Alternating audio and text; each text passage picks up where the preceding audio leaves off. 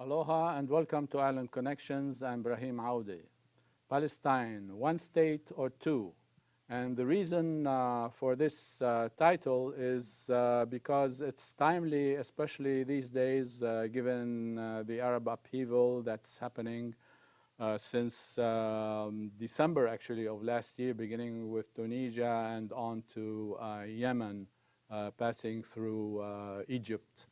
And so the entire area is in turmoil, and also because the Palestinian National Authority, one that has been organized because of the 1993 Oslo Declaration of Principles between the Palestinian Liberation Organization and the State of Israel.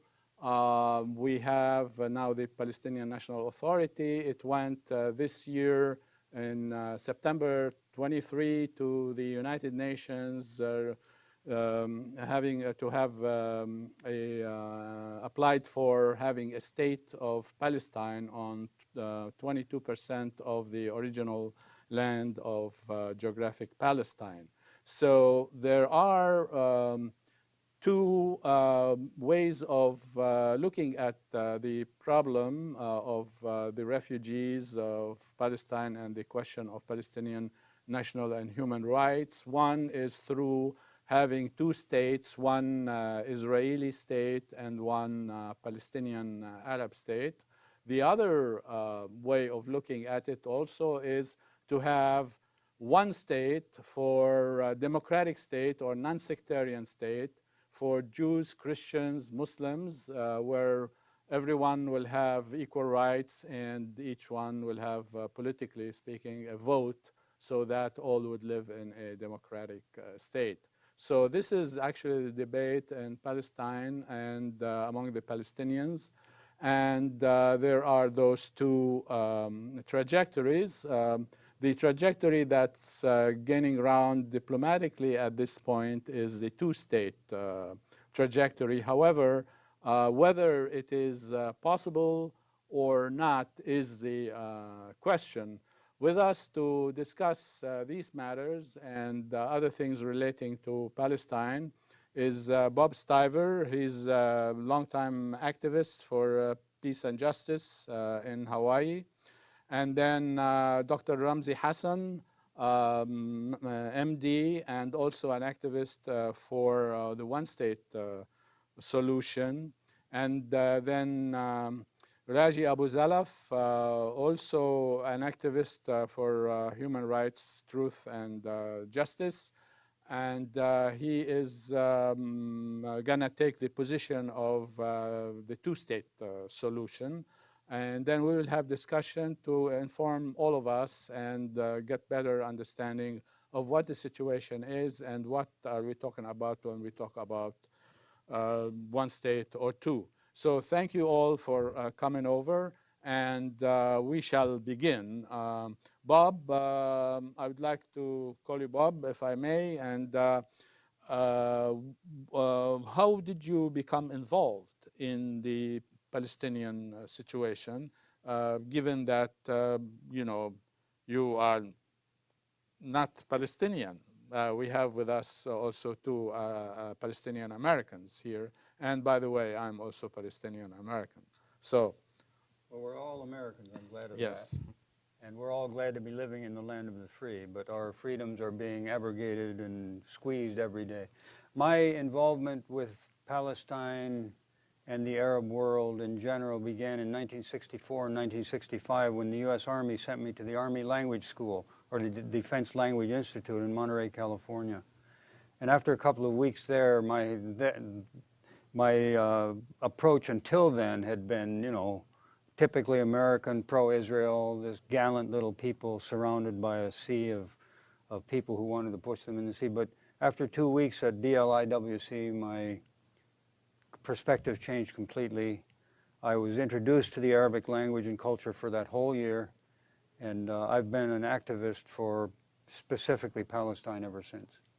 So I guess the Army didn't do a good job on you, or what? Well, I have a mind of my own, and Yes, I'm grateful for that. Very good. All right. So, and now you are an activist for this cause. Could you give us some ideas of what things you have been doing? Well, I retired 13 years ago, and basically ever since then, I've been involved in groups supporting Palestine, websites, and 6 years ago, my best friend, Dr. Ramzi Hasan, and I took advantage of the free speech that's offered by Olelo Community Access Television, and we've been providing information and education to local people, and that can be around the world too, through Olelo TV. So we're very grateful for that. We've aired thousands of programs and multi-thousand hours of programming since the end of 2005, and we're going to continue that.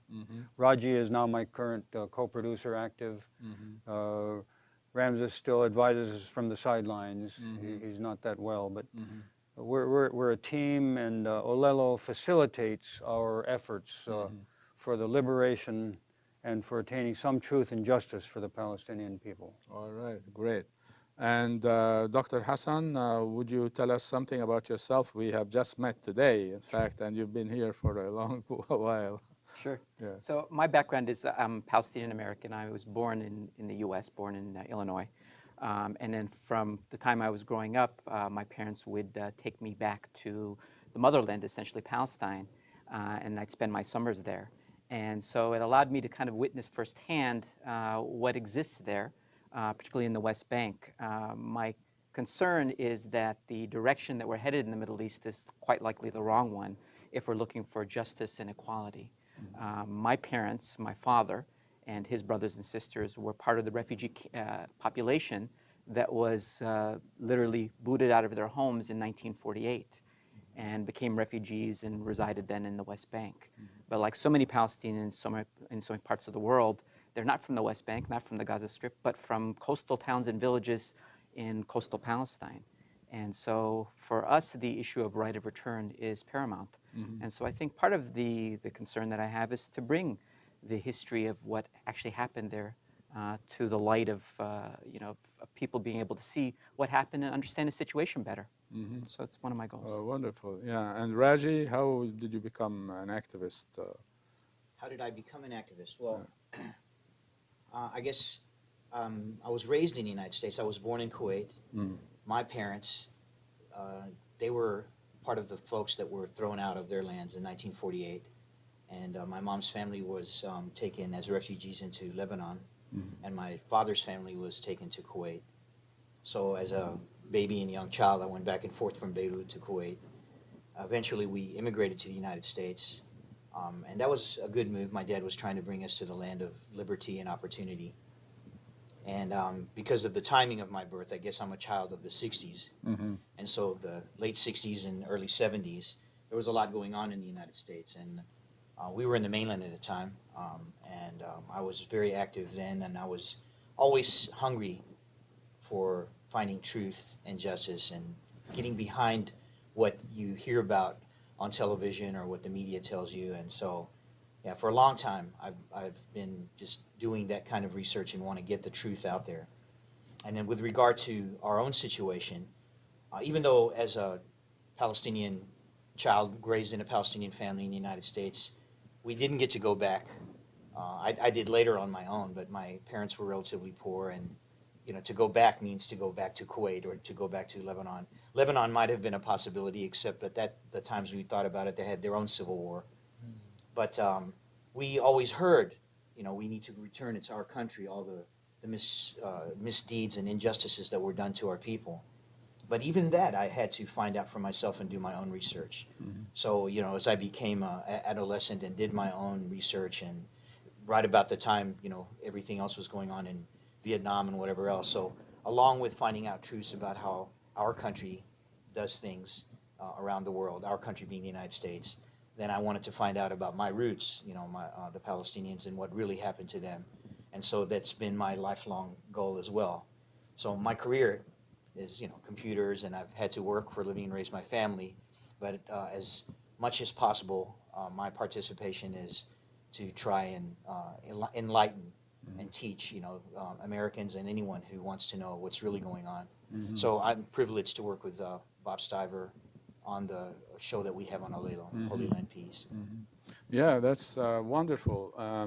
There is much, like in terms of myths about the creation of the state of Israel and Palestine, and that is like, you know, the usual rendition that God promised them the land and so forth, that have historically been there for the longest time without interruption. I mean, these are at least the secular Jews who believe in Zionism say this, yeah.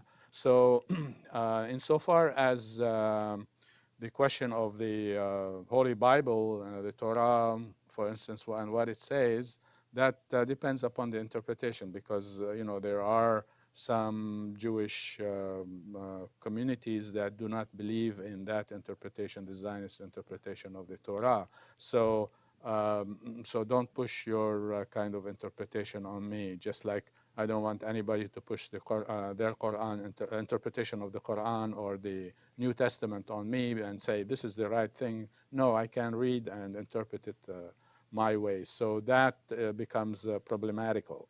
Any comments on that, Bob?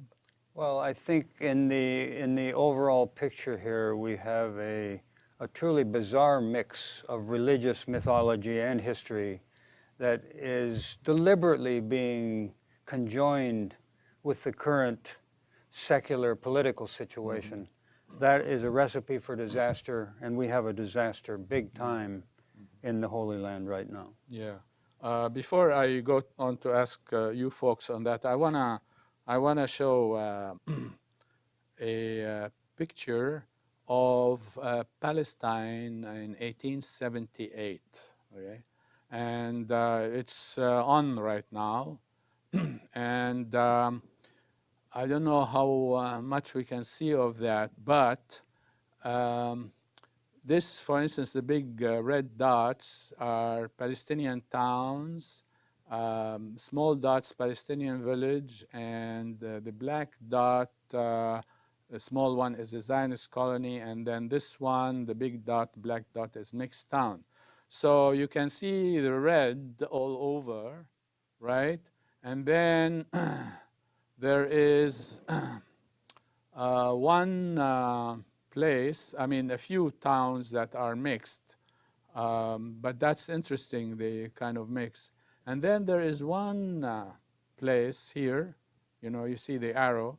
This is the Zionist colony, 1878. So when I speak to my students that Jews have been historically there for a long time, I say usually like all 10,000 of them, you know, in a sea of Palestinian Arabs. But the fact of the matter, this is the colony. This is the place where Jews from Russia came over and colonized this place. There are, however, Arab Jews in other places, you know, like in these towns in Jaffa, others, you know, who are Arabs, but they're Jews just like there are Arab Christians and Arab Muslims and so forth, yeah? So they are there also. But there is another thing, in fact, who are the Jews, Raji? I mean, you are involved in terms of Christianity and so forth. So who are the Jews? Are you the one of the old Hebrews? For instance, am I one of the old Hebrews? Are you one of the old Hebrews? Yeah, I'm sure you're asking rhetorically now, right? Yeah. Or do you want me to answer? Well, please answer, yeah, if you can. Well, I mean, if you like. No, I mean, I would like, I think, for foundationally, I'll say also that along with my research in political and justice arena, for me, a big part of my life was to find out about God. Mm-hmm. We were raised as Catholics from the village that we're in, Galilee. You know, there's Jews, Christians, Muslims, but then from the Christians you have Catholics and Orthodox and, you know, different different Christians, I guess. So for me, raised in a Catholic family and also stuck in a Catholic school when we first immigrated to the United States, quite an experience. And then there's a difference even between Eastern Catholic and Roman Catholic, which we experienced in the United States. So I made it a goal of my life to study the Bible, and I studied also the Quran, and I studied, the Old Testament very heavily. And if you look historically, I think that's a long story, but the short of it is that for generations, for centuries, you have a lot of people that have gone through those lands. And then, let's say, for my village or our area in Galilee, who knows I don't have, what do you call it, ancestry.com that goes all the way back to, 2000 BC. But I can pretty much say, I think most of the people in that area know that we have, through intermarriage, we have Hebrew, we have, the Assyrians, and you have, Romans, Greek, a lot of Turks, even after, because they spent so many centuries there, that have gone in and out of that land. And but as far as faith and belief, we believe that we were the first Christians, that back in 33 AD, when Christ was crucified, and many of the people in Galilee came to believe that Christ was the Messiah, that, our ancestors were of those people. Mm-hmm. And then the folks that are Muslim in that town are the ones that they may have been either agnostic, or they may have been also Hebrew, or they were Christian, and then when Islam came through, they were proselytized and converted to Islam. Mm-hmm. And so that's kind of, you're asking me who are the Jews. That's really a very complex story. And if you're asking me who are the Jews that are running Israel today, or who are, that's even another, story. So I don't know if I gave you a good enough answer for the general question that you gave. Yeah, it's good, because, when we talk about God promising the land of Canaan to the Jews who were, or the Hebrews actually, who coming out from Egypt, and then they were lost in the Sinai for 40 years, according to tradition. Are these the same guys, the people who came from Europe? Are they the same guys, Dr. Hasan? So it's true. So one of the myths that has been propagated over the years is that Palestine was a land without a people for a people without a land, which, of course, as your map shows, was complete nonsense. That many Palestinians, like my family, can trace back their generation after generation throughout the millennia. And the truth is that we were there for many, many years. And the question is whether we may have been converts. For all I know, I may have had an ancestor who was Jewish or Christian. Or Hebrew. And then was converted to Islam. And so that's quite possible too. So when I seek the issue of truth and justice, I keep that in mind, because the issue of right of return is a right granted to every Jewish individual throughout the world. Yet for the indigenous population of Christians and Muslims of Palestine, who are now refugees in the diaspora around the world, they cannot return. Yeah, and also on that, there are a number of Jews, and not too many, but in the state of Israel, who call themselves Arab Jews. Right. And they want to be ethnically identified as Arab. I met a number of those, and in fact, there's a book called Arab Jews, written by someone from the state of Israel, whose origin is actually from Iraq. So he's Arab from Iraq, but anyway, so it's a long story. But the fact of the matter, there's a difference between the myth and the reality. And so I have this other map. We first showed the map 1878 or 1887, actually. Now I have a map from 1920.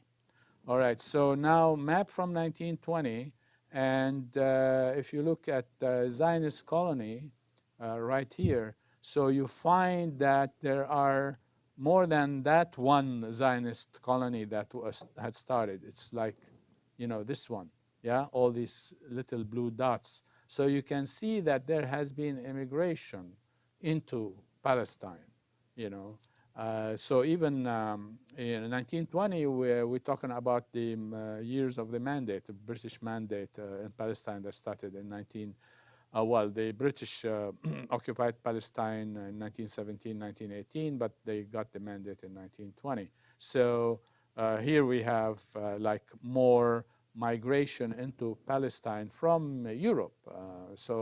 Are these the old Hebrews, or are these people who were converted into Judaism? Probably a mix of those. But I just want to show that map.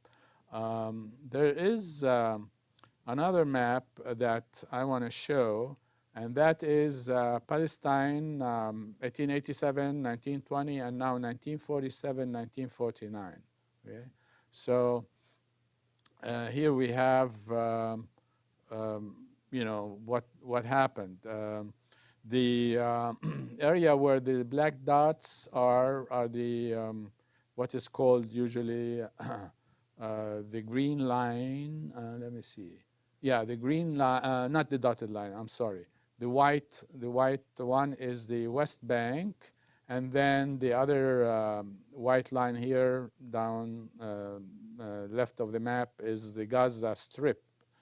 This is not the entire Gaza. This is just a piece of original Gaza. Gaza goes up like this, yeah. But anyway, so it's interesting to show that how the entire situation was taken from one colony only to Israel, the state of Israel, established on 78% of the land of geographic Palestine. So could you say more about this and your experiences and so forth? I think one of the frustrating things is that the myths that perpetuate is that, as I was saying earlier, that Palestine was a land devoid of people. Mm-hmm. The reality was that at the beginning of the 19th century, if we look at the population breakdown, clearly the population was less than 10% Jewish or of Hebrew background. The rest was mixed of the indigenous population of Palestinian Christians and Muslims. Indeed, if we look forward to 1948, a year that's significant because it was the year that Israel was created, it was also that period that was the beginning of the erasing of Palestinian cities and villages throughout Palestine, where over 400 villages were just ceased to exist. They were erased, and the population that lived in them were basically pushed away. And I think that demographic needs to be kept in mind when we look at future solutions about what will be done and what will be a fair, just, and equitable solution for all involved. Yeah. Let me show this map. It's on now. And I want to ask Bob if you would tell us something about the projection of the state of Israel, Arab, Jew, and then what happened along that kind of timeline. Well, I think we're now getting toward the nitty-gritty of our discussion today as to whether we shall have eventually one state or two states in the Holy Land. But this is a very interesting map. It's ubiquitous on the internet, and it's often called Disappearing Palestine. So our viewers can see that in 1946, which is the left-hand map, I'm not sure the date shows up that clearly, but the left-hand map is 1946 Palestine. That was still under the British mandate at that time. And even after decades of legal and illegal immigration by Zionists from Europe, Palestine was still 70+% Palestinian. The other less than 30% were immigrants from Europe and called Zionists. And then in 1947, the second map from the left, the UN partition plan in November 1947 divided the land of Palestine into two. 54%, the white portion you see, was allocated to the not yet formed state of Israel for the Jewish people. And then the white portion, and you can see Gaza there in the elongated portion that you mentioned. The green portion is Gaza and the West Bank, and I think that's Galilee up north there. Yeah. And so that was 44% allocated by the UN without any consultation with the Palestinians, of course. That was allocated to the Palestinians as their portion of the two states that were envisioned by the UN partition plan. If I may interject, even in the areas, the white areas there that were given to the state of Israel, there would be a significant number of Palestinian Arabs, Christians, and Muslims also true, very there. true. Yeah. So that's an important thing. I mean, not like, 2%, 3%. I mean, we're talking about like 25% or more. Yeah. Well, then we progress to the third map here, and that is actually in 1949, after the partition plan came into being, and Israel declared itself a state in May 1948, which began the Palestinian Nakba, or catastrophe. Israel aggressed itself up to 78% of historical Palestine by 1949, and then the UN got around to negotiating and establishing an armistice line. So the armistice line, which is now called the Green Line, created or established an Israeli state, a state for the Jews, on 78% of historical Palestine. Mm-hmm. And the remaining 22% was left for the Palestinians. Mm-hmm. So in 1967, Menachem Begin, the prime minister who used to be a terrorist, the prime minister of Israel, himself admitted that we had a choice. We initiated the Six-Day War, and of course Israel wiped out the Egyptian Air Force and aggressed, took over the Golan Heights after a ceasefire was negotiated. But Israel then took over by military belligerent occupation the remaining 22% that you see there in the third map. And Israel now effectively had under its control 100% of historical Palestine. Again, now we go from 1967, as soon as the Six-Day War ended, Begin began the process of colonizing the West Bank and Gaza. And you can see in the fourth map, this one's dated 2009, where there's just like a series of holes in a piece of Swiss cheese where the Palestinians now essentially occupy Bantustans. There is a system of apartheid there. Israel seems determined to completely erase historical Palestine and the Palestinians along with it if they have their way. Mm-hmm. But that's what we have now. We have Bantustans in the West Bank and then a sliver in Gaza, which is totally separated now from the rest of the Palestinian people. It might be not Begin, actually, but another prime minister, Golda Meir. Begin comes like in the 70s. He takes over in the 70s, yeah. So, but no, just to be, precise about that. But actually, also Moshe Dayan said basically that we wanted to attack and we attacked. Yeah, so that was very important. Any more on that, given the nature of the takeover of the land in terms of, you mentioned like, for instance, 400 villages were completely wiped out and so forth. Could you say something more about the Nakba and what the Nakba really means? Like Bob said, it's a catastrophe, but what does this catastrophe really mean? Sure. So we'll take our viewers back to the year 1948 when Israel was first created. At the time when it was created, the indigenous population of Palestinian Christians and Muslims populated villages and towns throughout all of Palestine, coastal Palestine, the Galilee, and many other areas. And many of them were frightened away, and many of them were literally booted away from their homes. And the Nakba, which is an Arabic word which means catastrophe, refers to that dreaded year when all these Palestinians who enjoyed liberty and freedom and were living in their own homes suddenly became refugees. And many of those refugees settled in places like the West Bank and the Gaza Strip. Many of them settled in places that they were unwelcome beyond those borders. And those situations have never remedied themselves. You have an enormous population of Palestinian refugees that are waiting to return. And the right of return, which is a central issue that is discussed commonly, is a right that is in the Universal Declaration of Human Rights, an inalienable right, a right that can't be taken away from a human being.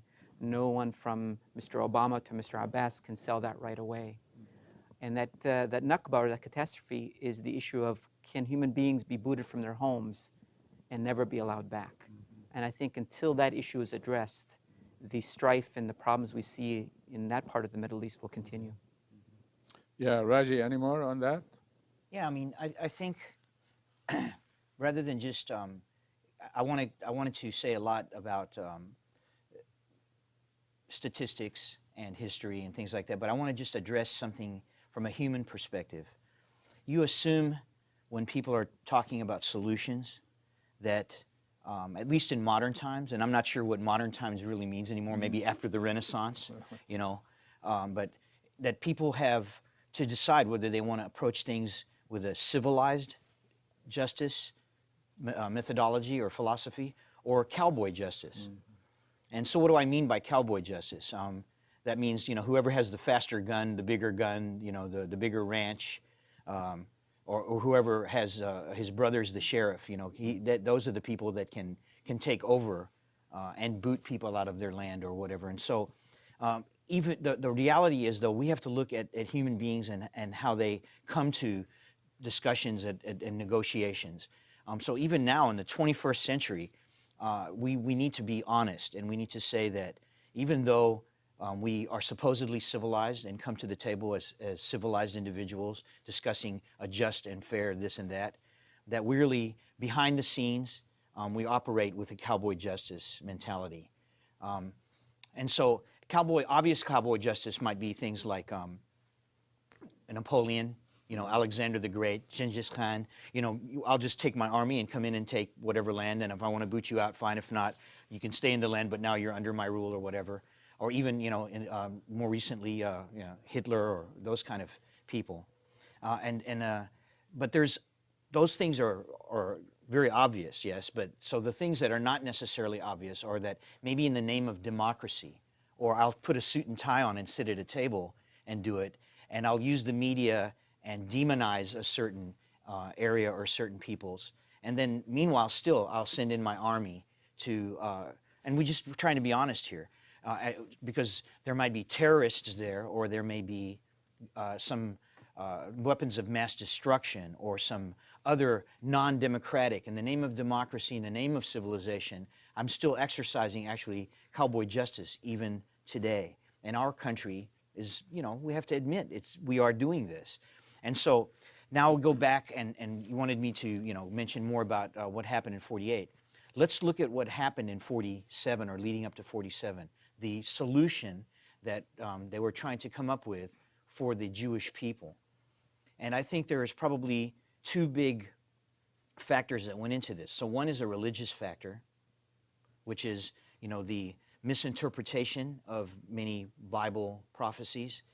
And this is the land for the Jewish people. And also there's a matter of sympathy, because for many generations, there's a lot of people that have been persecuted throughout the centuries in the world, but definitely the Jews have been persecuted. And so for the purpose of having a safe haven, I think they had the voice of, through the Zionist movement that began in the late 19th century, they had the ear of the Western countries that were forming the world courts and world orders. And I think that was the League of Nations after World War I, but right after World War II, that was the United Nations. So when the powers that be sat around and came up with this solution, the solution really should have been, let's have one Palestine. Because if anybody would have thought about it, they would have seen that the indigenous peoples, the Jewish people, the Christian people, the Muslim people, and even non-believers that were living there for centuries together, even though they went under very many different rules, they still lived together quite peacefully, and that was their land. So the solution really should have been just that. And if there was an immigration of, now we alluded to it earlier, but we didn't actually specify it. I wanted to maybe clarify that for whoever's watching.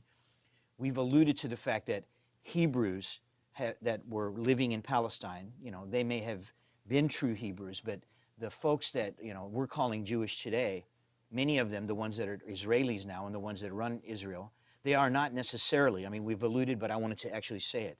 These are probably many of them, if not most of them, converts. And so they're actually Europeans or Russians or even by then North Africans, because they've been living there for centuries and they may have converted over from, you know, and they may not even be of Semitic descent. So I needed to just state that rather than to have just alluded to it. So if they wanted to allow immigration on a controlled basis and come to Palestine, it could have still been a safe haven and wound up as the first solution that you were saying, oh yeah, this is a possible solution to have a one state. That should have been the solution proposed and thought through and studied, and we could have sat down with both the indigenous peoples of Palestine, which once again includes, you could have had representatives who were Jewish and Muslim and Christian, and you can sit down also even with the European Jews who are the Zionists who are pushing for the Israel 55-45 split. But that's not what happened. What happened was more of a cowboy justice. A declaration was made, and the country was then just set up in basically in a matter of a year and a half. Yeah. So that's kind of what I wanted to say. I mean, from the human perspective, we say we're civilized and we want to do things fairly, but we don't necessarily do that. And we just need to be honest, look at ourselves and see if that's what happens. Yeah. And so now we can talk about, if you want, whether other possibilities are for going forward. Yeah, no, the other thing before that, which is, we're gonna be talking about it, but before that also, like there are a number of Israeli historians who have talked about, and there's a book by this name, The Ethnic Cleansing of Palestine by Ilan Pape, who was born in the state of Israel, and he lived there and became a professor of history, and then he was basically booted out by the Zionists because he started discovering things that did not correspond to that myth of the myth of creation, the creation of Israel, that all these Arab armies came to wipe us out and kick us to the out to the sea and throw us out to the sea and so forth. But then through Israeli archives, primarily like military archives and others, he found out that, hey, none of this has really happened. In fact, the Palestinians were ethnically cleansed by the Zionists, who had a real plan, and they call him Plan D. Bob, I know you have read this book, so could you tell us a little bit more about that? Well, yes, that book should be read by everyone. Ilan Pape is a great historian and a great writer. And this Plan D, Dalet, that was made, I was particularly taken by almost the first chapter of Professor Pape's book, in which he said that the Zionist forces who had come into Palestine would survey every town in the Galilee, and they were so thorough. I'm a German and I'm thorough. They were so thorough in their work that they would inventory every donkey in a town, every olive tree, every orange tree, and they would document all this down. And then when it came time, they would sweep into that town and just clean it out. Mm-hmm. All the people, all the children, women and men. Yeah. So this was a program that progressed through actually terrorism. Certainly the Zionist forces invented terrorism, yeah. And they swept through the town, ethnically cleansing, as we said, 400 to 500 towns, 750 to 800,000 Palestinians by 1948 and 49. Right, and even before any Arab state had sent armies into Palestine, but the areas of Palestine that were given to the Palestinian state by the United Nations division of the land, 45 versus 55. There were, the Zionist forces had ethnically cleansed 250,000 Palestinians. 250,000 Palestinians were ethnically cleansed way before any Arab soldier or volunteer set foot on that land that was partitioned by the United Nations in 1947, and on the land of the Palestinian state, presumably by the United Nations partition. So this is something very important for us to take a look at, in that they had a plan. I mean, there are other historians, professors in Israel, who say, yeah, they were ethnically cleansed, etc., but there was no plan, you know. But in fact, Ilan Pape said, here's the plan from the archives. So that is very critical, I mean, and very significant finding in terms of destroying that myth of creation that is called Israel. Yeah. So what I want to do first, if just to educate ourselves and the public as well, insofar as the one state or two states are concerned. If you were to, I know you talked a little bit about it. If somebody would ask you, okay, why one state? What would you say? Sure. So being an advocate of one state means that I'm an advocate of equality and justice. And what I mean by that is that the concept of a one-state solution is a place where both Jew, Christian, Muslim, and other live as equals. One vote, one person. It's the same thing I experience here in the U.S., and it's the same thing that I would expect in the Holy Land. And people say, well, why in the Holy Land should the Jews not deserve their own homeland? And this is not to deny them a homeland, but it's to remind the viewers that the Holy Land is the cradle of three great religions: Judaism, Christianity, and Islam. And for all those people, including the indigenous population, that place is home. And to deny people the right to return is a crime. As I see it today, the impasse that we see about trying to move negotiations forward is that it's not going forward. It hasn't for the last 18 years. And the reason why is because there are realities on the ground that will make it impossible for that to ever occur. Meaning that in current, by Israeli plan, they are colonizing the West Bank. There are now 500,000 Israeli settlers that live within the West Bank. Those are realities on the ground that cannot be changed. Yeah. And so being an advocate of one state is saying that the two-state is neither viable nor is it sensible. One state built on democratic principles where all people are equal makes sense. And I think to any viewer who advocates peace and justice, it's the only solution. Yeah. Let me go to this map. It's on already.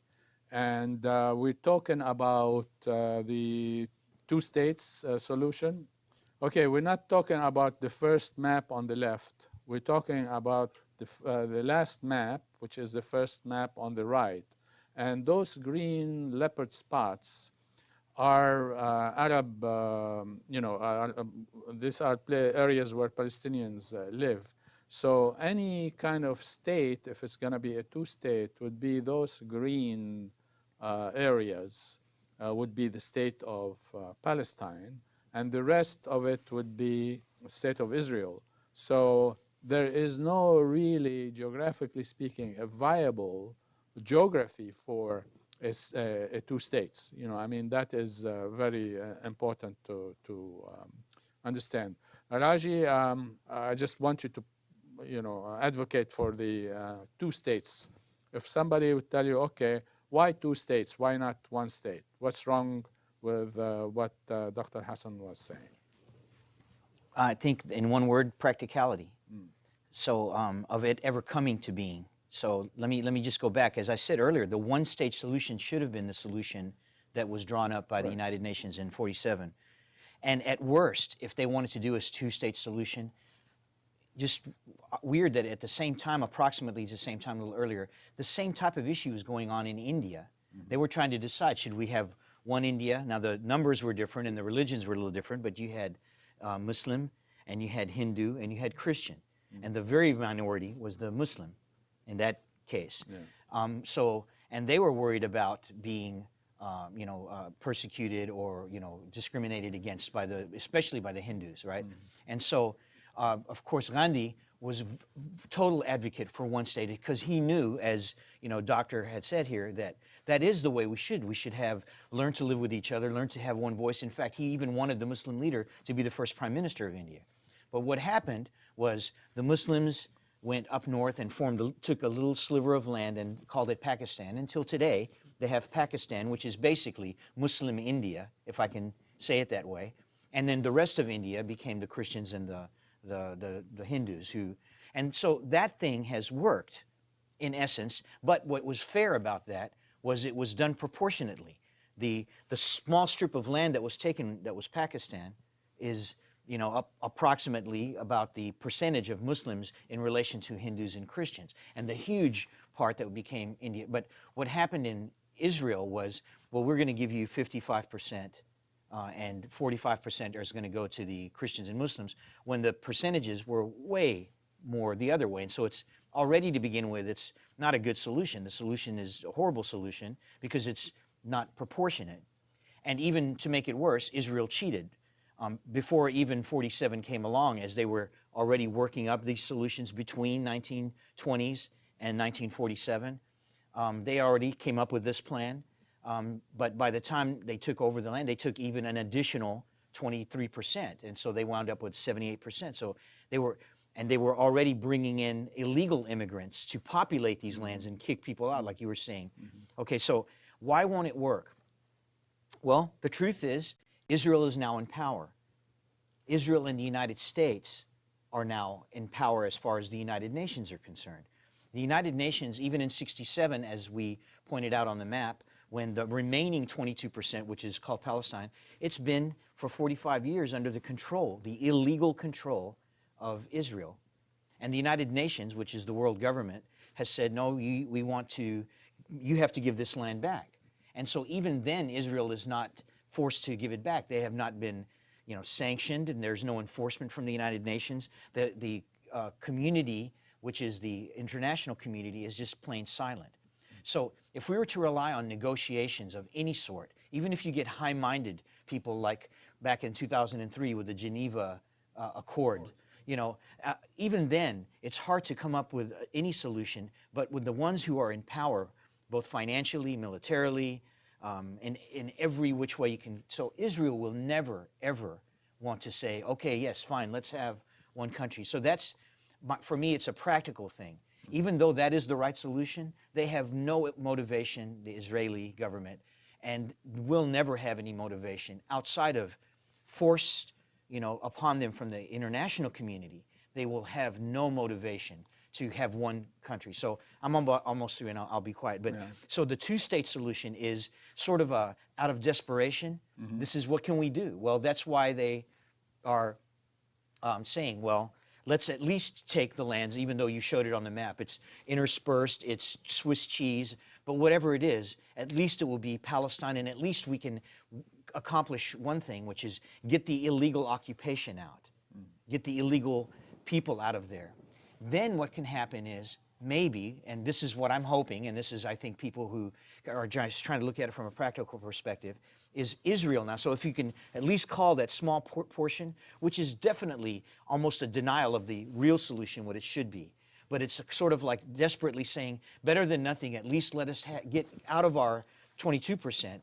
And then in the 78% of the original Palestine, which it will continue to call Israel, then we need to address the right of return issue even then, and have Palestinians return to all of these places in Israel. And eventually, with the occupation gone, aggression now hopefully controlled, because the United Nations, the world community, the international community, having made a statement, spoken up against and enforced something against Israel, who's backed up by the United States, then they will also curtail their aggression. Then hopefully you will see that even the people in Israel will start living as one. And so what I can see is that eventually it might even become like a North Korea, South Korea, or North Vietnam, South Vietnam, and hope to become one country, that it will attrition itself into a one-state solution. But to have something happen within the next 10, 20, even 50 years, I see no motivation of Israel ever accepting a one-state solution. Okay. Thank you. Before Dr. Hasan, I want to say a couple of things. Since 1949, there's UN Resolution 194 that called for the return of the refugees. Israel did not honor that, and that resolution was passed year after year after year, and Israel has not honored that. The United Nations couldn't do anything to enforce it. Certainly the US and Britain did not do anything to force Israel to do that. So here we have that the failure of the United Nations to uphold human rights and international rights and national rights and political rights for the Palestinians. So that's one thing. But the other thing is that the mystery of Abbas going to the United Nations asking for a state. Okay, so if you factor this thing that I just mentioned in and responding to Raji's statements, about the two-state solution, what would you say? So I think with Mr. Abbas taking it to the United Nations, I think if you look at it from the perspective of bringing the Palestine question back to the forefront of the world community, I think that was a success. I think by trying to declare a Palestinian state in this part of Palestine that was less than 20% of original Palestine is neither viable, nor will it economically survive, nor is it take into account the realities on the ground. Let me paint a picture so that the viewer understands of what's going on at this point as we look at the Holy Land now. In the Holy Land right now, we have a place called the Gaza Strip. In that, it happens to be one of the most congested parts of the world. 80% of the population that is in the Gaza Strip is not from Gaza. They are from towns and villages throughout original Palestine. They don't want to be in Gaza. They consider it to be one large prison camp for which Israel surrounds it by land, sea, and air. Second point is right now in Palestine, or behind in the Green Line, in other words, the original 1948, you have over 1 million Palestinians that carry Israeli passports. They live as second-class citizens. What does it mean, second-class citizens? Well, by its nature, if you declare Israel as a Jewish state, and you're Christian, and you're Muslim, or you're Buddhist, or anything else, you are thereby a second-class citizen.